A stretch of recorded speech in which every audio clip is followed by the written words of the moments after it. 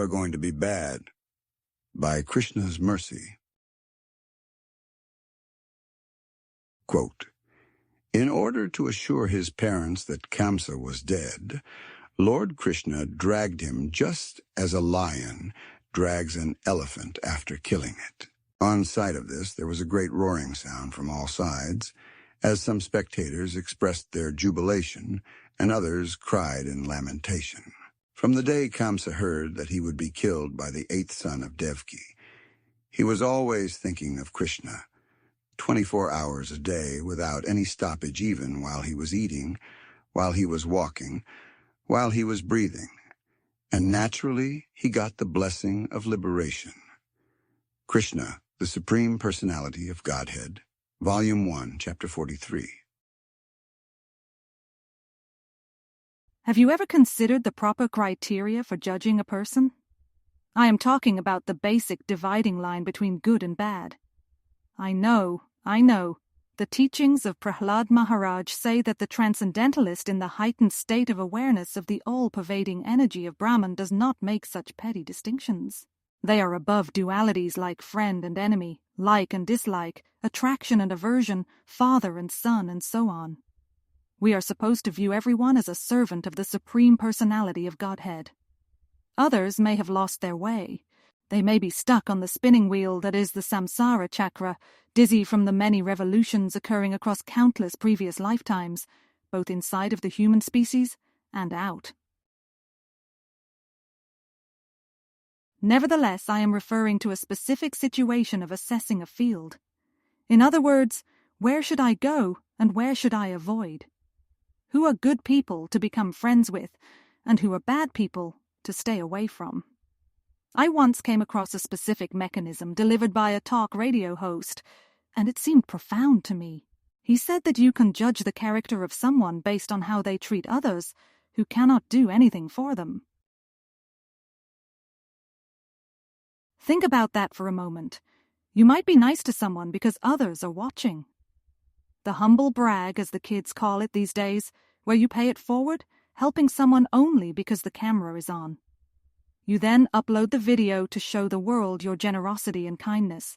The CEO makes a donation to a specific charity in order to win favor with a client, who might then invest millions of dollars in the CEO's company. But consider someone who could do nothing for us. What if no one ever heard about our interaction with this person? How would I treat them? If they can do nothing for me and I am still nice to them, then perhaps I am not the worst person in the world. Something to think about. I have my own specific test in this regard. Just observe how someone treats women and children. Okay, men are known to make jokes in this area, especially if they are married. Joking is one thing, but constantly abusing while in a sober state, with malicious intent, is not good. I have directly witnessed so many adults carry intense envy towards the youngest of children. It is quite sickening, I must say. I get it that kids can be annoying. They cry, they complain, they make messes. They are not always well behaved. It is understandable to have frustration, but they are still kids. Women and children are generally viewed as dependents. They should be protected, if you ask me. If someone treats them poorly, it is usually a good indication of their poor character. Better to stay away. Would you not agree?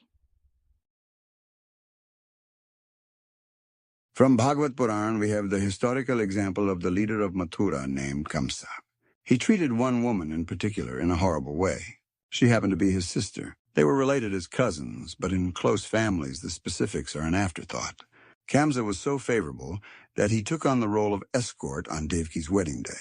To ease the transition to a new family, where the bride has to now live with a husband who is typically a stranger to her, the brother accompanies the couple on the journey.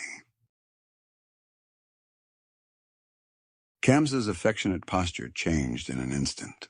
All through the words of an Akashavani, the voice from the sky warned Kamsa that one of Devaki's children would spell his doom. It happened to be the 8th child, but Kamsa was so affected by that message that he immediately went for the kill. Only the desperate plea from Vasudeva, spontaneous but well presented, spared Devaki at that time. Kamsa was not fully pacified, however. He still put the couple in prison. His own sister and his new brother-in-law placed on a level equivalent to hardened criminals. Kamsa then waited for the birth of a child. What is supposed to be a joyous occasion turned grim. He took the baby and killed it. He repeated the same for every child that Devaki and Vasudeva brought into this world. Can there be a worse human being? Just what had Devaki done to deserve such a punishment? If we see someone behaving so horribly, as if drawn towards demon tendencies since birth, we should know that the placement is not accidental. Bhagavad-gita confirms that the wickedest characters repeatedly get tossed into lower species. They become the lowest of the low and gradually sink deeper into a hellish existence. Quote, "The placing of the asuras, the demons, in the lowest status of life is simply another feature of his mercy. Sometimes the asuras are killed by the Supreme Lord, but this killing is also good for them, for in Vedic literature we find that anyone who is killed by the Supreme Lord becomes liberated. There are instances in history of many asuras, Ravan, Kamsa, Hiranyakashipu, to whom the Lord appeared in various incarnations just to kill.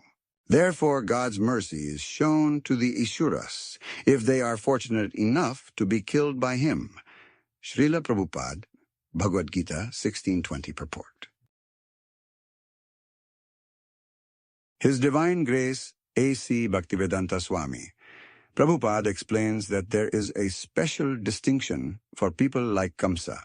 Though being thrown into a demoniac species is a punishment, if the individual happens to be low enough, God himself will appear on the scene. He will deal with the miscreant personally, such that they will always be conscious of the embodiment of full transcendence. In this way, even the asura-like Kamsa gets favored. In other words, if you are going to be bad, might as well be horrible enough to warrant the appearance of the Supreme Lord. The 8th child of Devaki was special. The 8th child would not be killed by Kamsa. Rather, the voice from the sky was telling the truth. The perpetrator of horrible deeds and wickedness upon the most innocent would soon meet his end through a swift punch delivered by his nephew, of all people. In closing, if in that direction to go, to sink so low, then in furthest dissension, suspense of utmost tension, where at final moment's end, Krishna with fist to extend, delivering justice swift, liberation that asuras give.